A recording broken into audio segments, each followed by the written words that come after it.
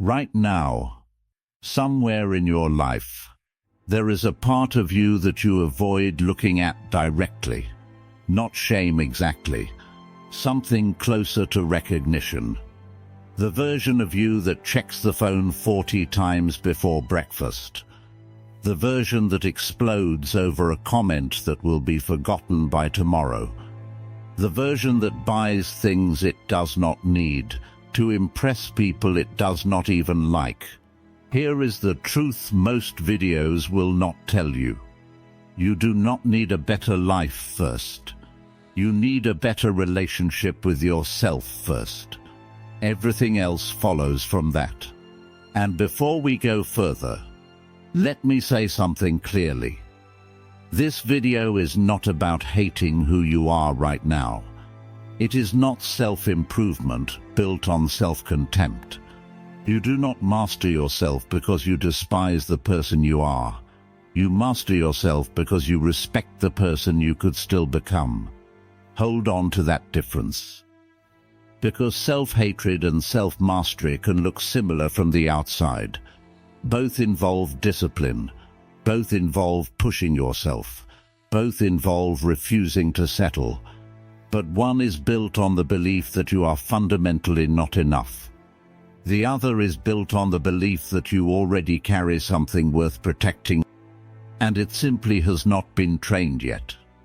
Keep that distinction close as we go forward, because by the end of the next few minutes, you will understand something the Stoics understood 2,000 years before self-improvement became an industry. Most people watching this expect a video about willpower. It is not that. Willpower is what a person reaches for when they have no framework to stand on. The Stoics were not interested in forcing themselves through life on raw motivation. They were interested in training the mind until the right response became familiar instead of forced. That is a very different thing. Marcus Aurelius ruled the most powerful empire on earth. Epictetus began his life owning nothing, not even his own body. Two completely different circumstances. The same conclusion. The real contest was never out there in the world. It was always in here. Now, before we go deeper, let me answer 3 things you might already be thinking. Some of you are thinking this sounds like toxic positivity dressed up in a toga. It is not. A Stoic still feels grief. He still feels anger. He still feels fear.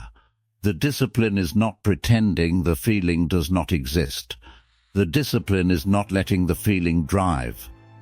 Some of you are thinking Stoicism just means suppressing everything until it explodes later. Also not accurate. Suppression hides the emotion. Stoicism examines it. And some of you are quietly thinking this will not work for someone in my situation.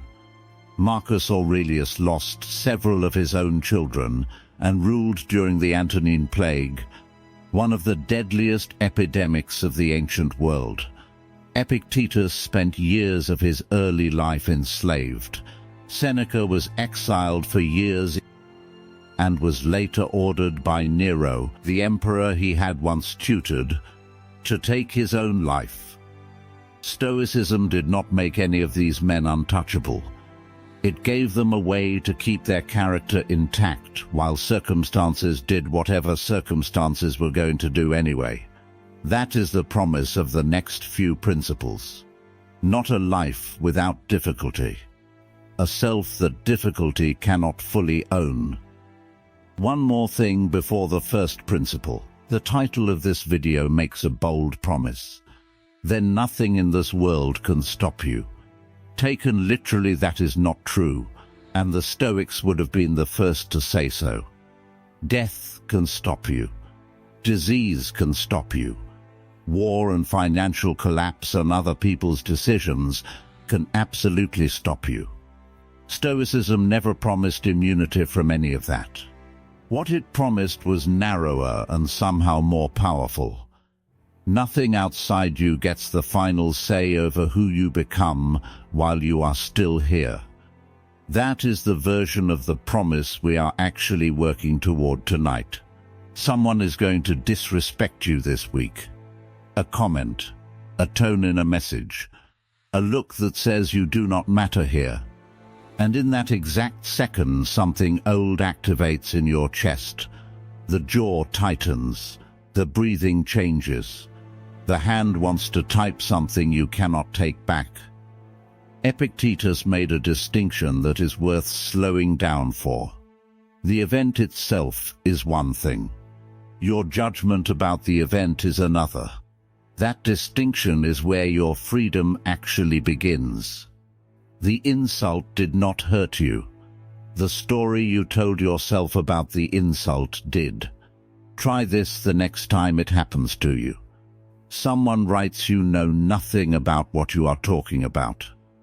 The normal reaction is to answer immediately. The Stoic reaction is to pause and ask a quieter question first. What exactly has been taken from me? My reputation? Not necessarily. My character? No, my future. No, only my emotional impulse has been challenged. Nothing has actually been lost yet. That gap between what happens and what you do next is where the entire discipline lives.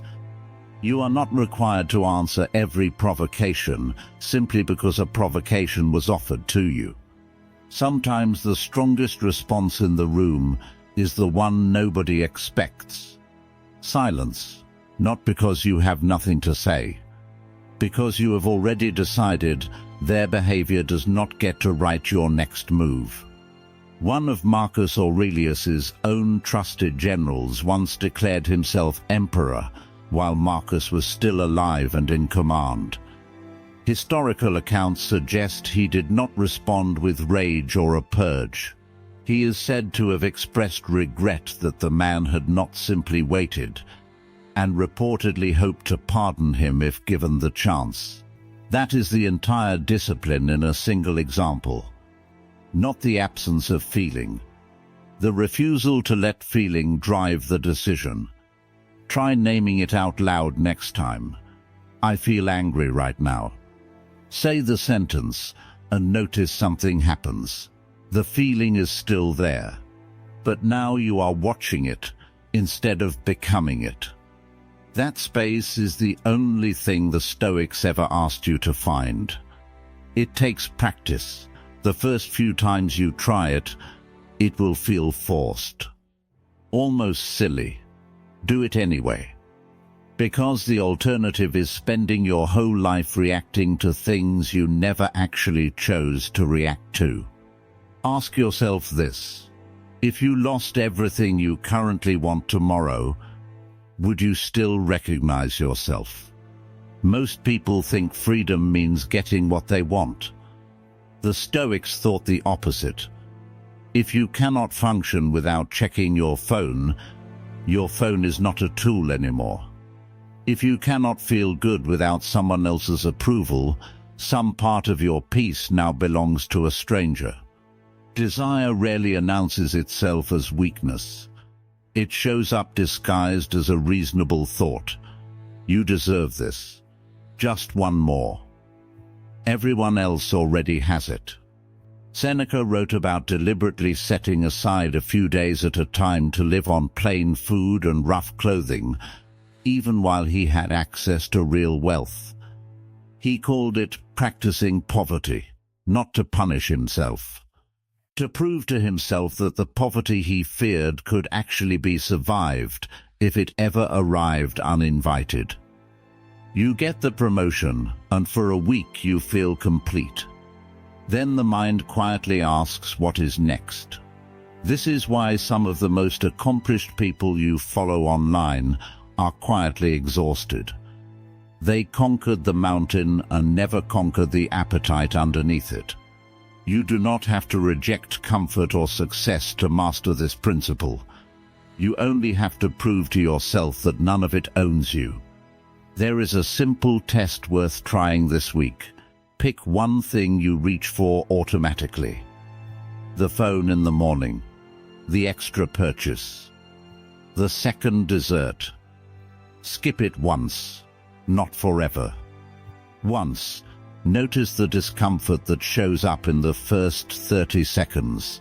That discomfort is not a sign something has gone wrong. That discomfort is simply your habit asking why you stopped. You do not have to answer it.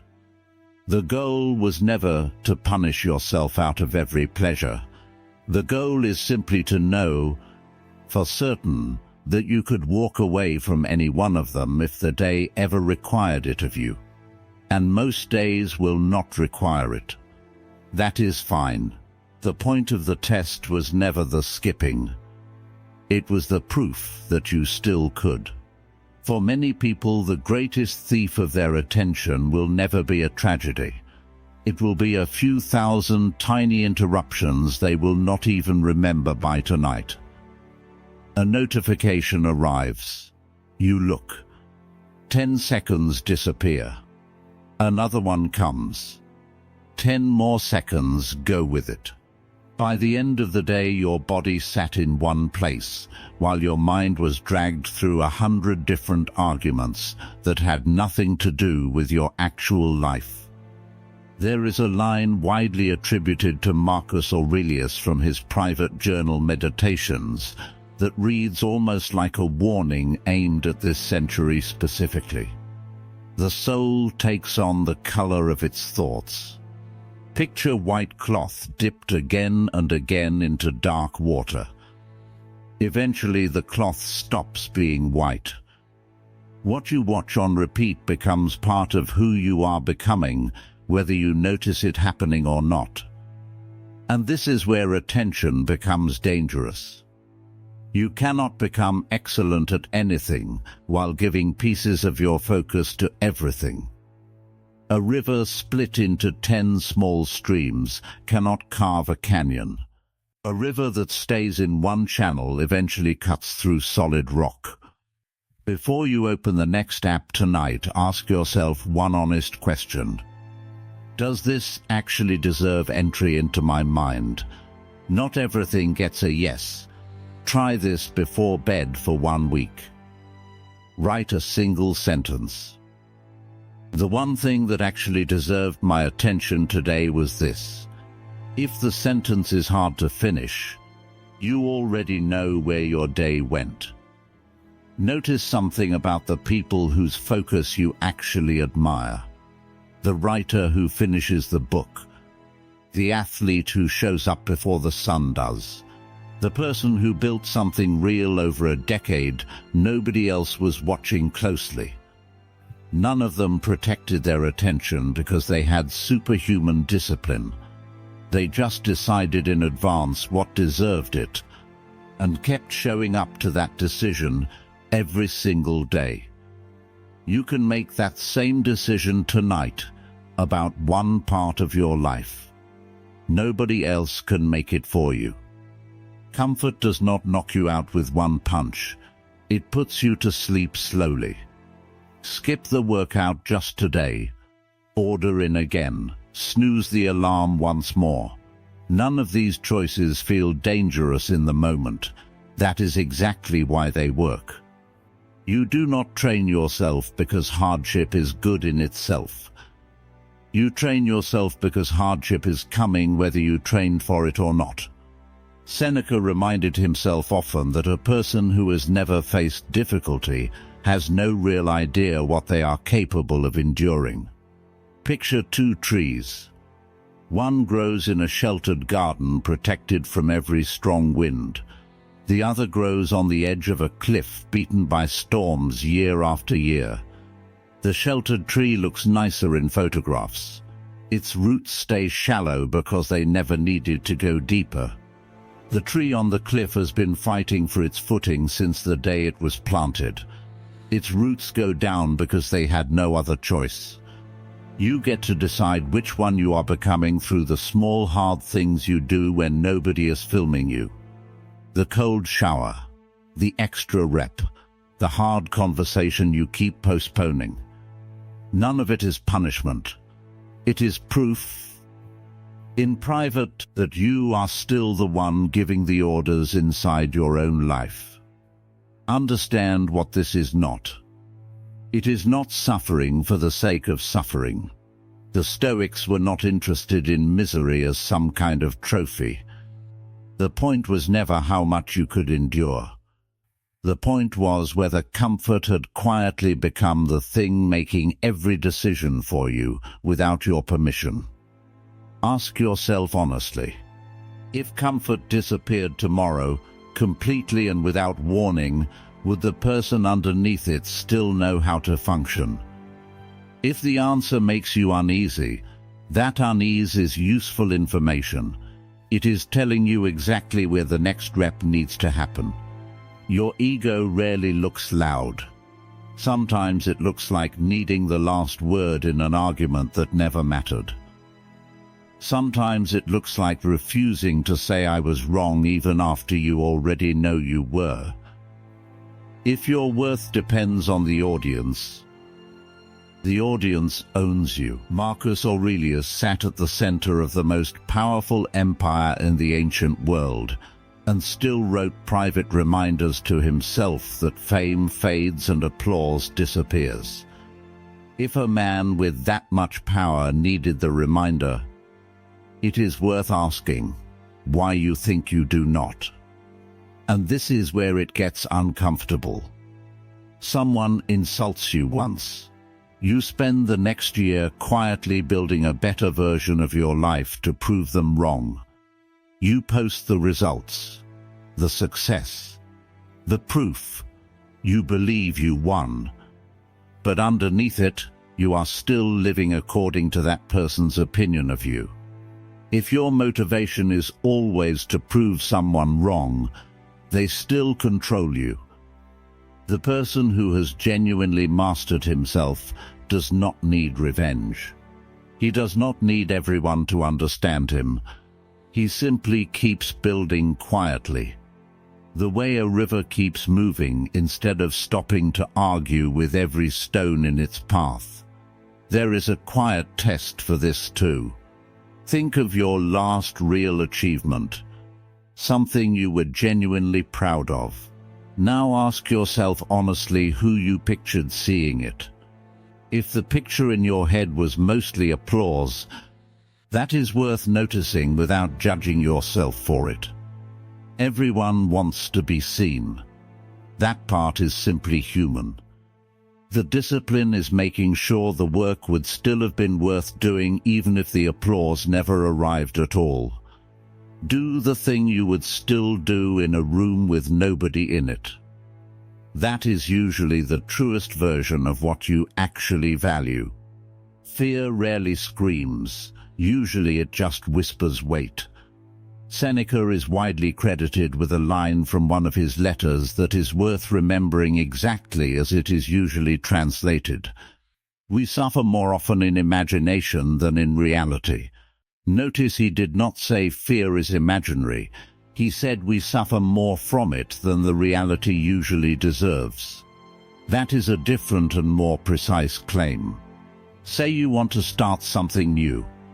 A business, a conversation, a change nobody is expecting from you. Your mind immediately produces the disaster reel. Failure, embarrassment, debt, judgment from people who barely think about you at all. None of it has actually happened. You are living through 10 imagined catastrophes before taking a single real step. That is deeply human. It is also exactly where Stoic thinking becomes practical instead of theoretical. Losing your life is danger. Looking foolish for 5 minutes is discomfort. Financial ruin is a serious risk. Someone disliking your decision is not remotely the same category. Yet people sacrifice years protecting themselves from embarrassment as if it were a threat to their survival. Ask the question fear does not want you asking. What actually happens if this goes wrong? Walk through it fully instead of avoiding it. Most of the time the forest was never as dark as your imagination made it look from a distance. This does not mean recklessness. Stoicism never asked anyone to ignore genuine danger.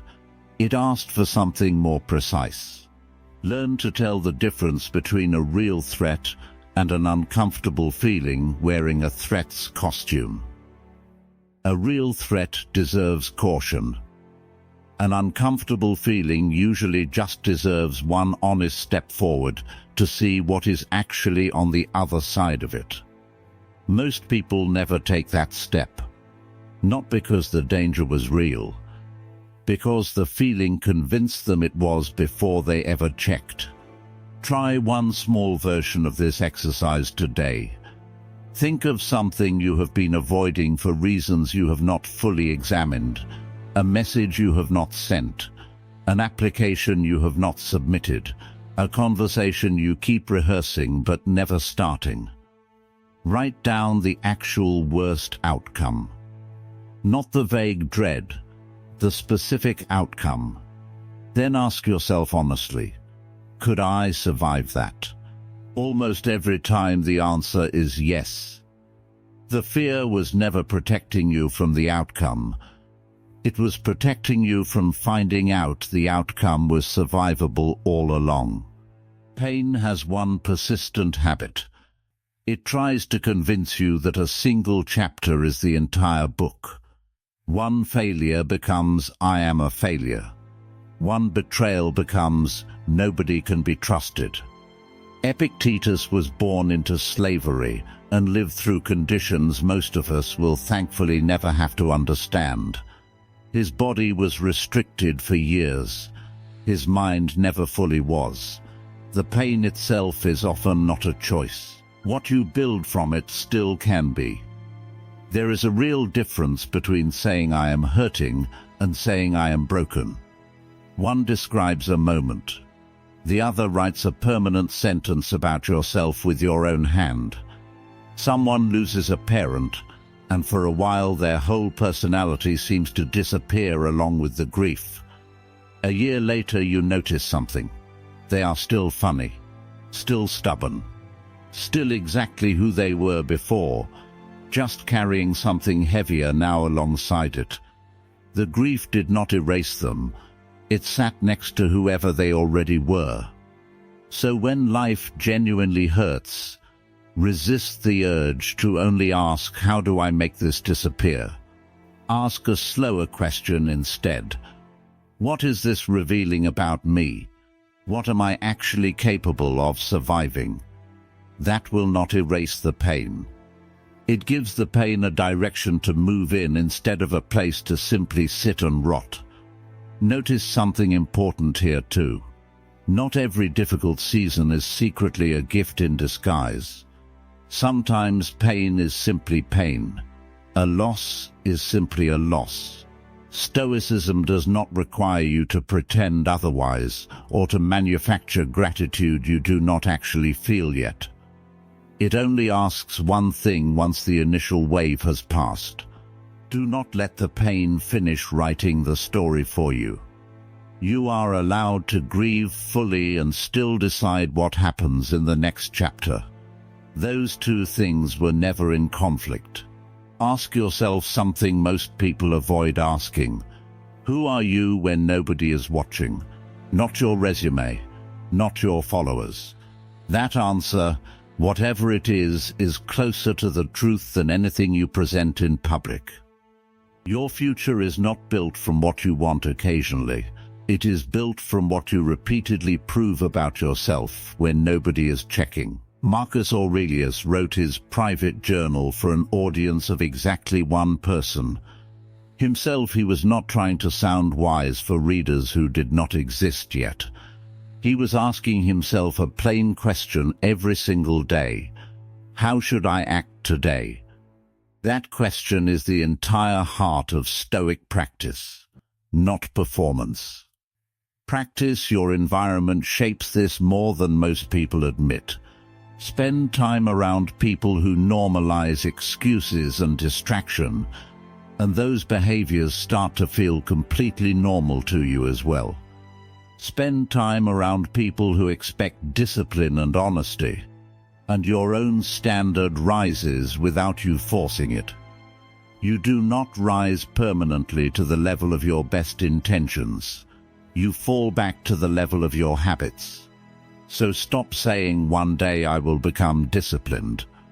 Prove a small piece of it today in a way nobody will ever know about or applaud. Think about the last time you broke a promise to yourself. Not to another person, to yourself specifically. Maybe it was small.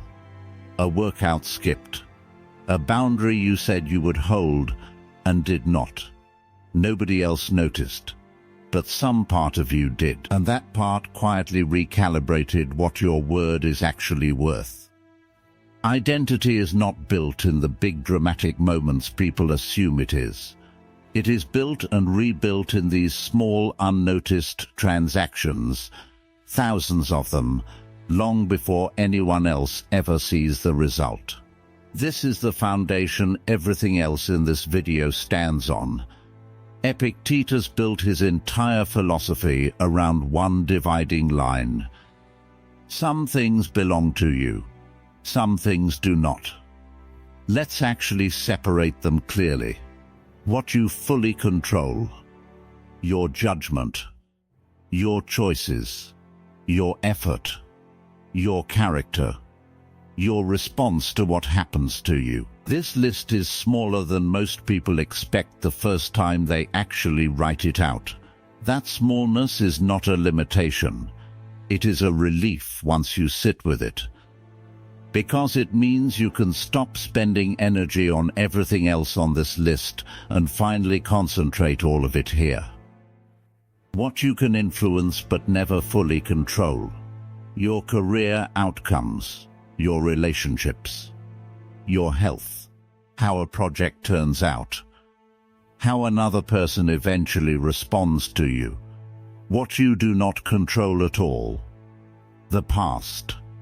Other people's opinions, the weather, random chance, the final result of most things you attempt. Most human suffering happens in the gap between these categories. We treat things we only influence as if we fully control them. We treat things we cannot control at all as if we somehow should be able to. Picture a farmer. He plants the seed. He waters the soil. He protects the crop from what is actually his to protect. He cannot command the sky to rain. If he spends every night shouting at the clouds, he has not become more powerful. He has simply spent the only energy he actually had on something that was never going to listen. Someone rejects you. You cannot control their decision. You can control whether the rejection turns into bitterness. Someone insults you. You cannot control their words. You can control whether those words are allowed to move in and stay. A plan collapses after months of work. You cannot undo the collapse. You can control whether you rebuild from it or simply stop. Notice the pattern in every one of these. The first half of each sentence is something you had to release. The second half is something you never actually lost the right to decide. Most people spend their entire lives arguing with the first half. The Stoics spent their lives building mastery over the second. You lose an opportunity. You cannot reverse it. You can control what gets built from the loss. Control your effort. Release the outcome. Control your character. Release the opinions. Control your next move. Release the need to know exactly where the road leads before you take the first step. That is not giving up. It is the hardest and most complete form of strength the Stoics ever taught. Most suffering does not come from the big things on that third list. It comes from quietly refusing to accept that something belongs there at all. Arguing with a decision that has already been made. Replaying a conversation that already happened exactly the way it happened. Waiting for an apology that may never arrive. None of that changes the outcome. It only spends the one resource that was actually yours the whole time. Your attention, your energy, your presence in the only moment you currently have any real power over. The moment you are standing in right now. So here is where all of this actually lands. The real contest was never against the world outside you. It was against the parts of yourself that keep surrendering before the fight has even started. Your reactions, your desires, your attention, your comfort, your ego, your fear, your pain, your identity, and your need to control what was never yours to control in the first place. None of the people behind these ideas waited for life to become easy before they became strong. Marcus Aurelius did not get an empire without war in it. Epictetus did not get freedom before he built his philosophy. Seneca did not get to keep his wealth or even his life in the end. They built the discipline first, inside circumstances none of them would have chosen. That is worth remembering the next time you catch yourself waiting for conditions to improve before you start. The conditions were never going to ask permission. They rarely do. You do not need to change your entire life tomorrow morning. Wake up. Put the phone down for the first hour. Keep one small promise to yourself. Control one reaction you would normally have given away for free. Do one difficult thing without announcing it to anyone. Then do it again the next day. That is how a person becomes difficult to break. Not in one dramatic moment, through thousands of ordinary ones where he quietly decides, I will govern myself. Master yourself first. If one of these 9 principles found you tonight, tell me which one in the comments. And if this is the kind of work you want to keep doing, subscribe to Stoic Virtus. Master yourself first.